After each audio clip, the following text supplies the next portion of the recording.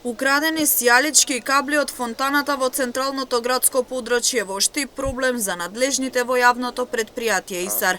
Во текот на вчерашниот ден фонтаната се подготвуваше за денес када може повторно да се стави во функција, но нови девијантни појави на несовесни граѓани покажаа дека тоа е невозможно. Откако фонтаната беше исчистена и подготвена да го краси центарот на градот, во текот на вчерашниот ден во вечерните часови биле украдени сијалички кабли. Ова представува дополнителни активности, но и трошоци за јавното предпријатие ИСАР. Затоа повторно апелираат граѓаните да бидат совесни и одговорни, со цел да се чува она што се поставува.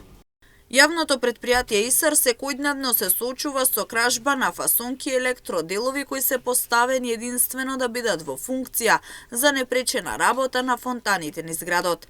Апелираме таквата девијантна појава веднаш да престане, да не се изложува јавното предпријатие ИСАР на непотребни дополнителни финансиски средства за вонредно одржување, конкретно на фонтаните. Бидејќи пред се трошат парите на граѓаните, стои во соопштението од јавното предпријатие.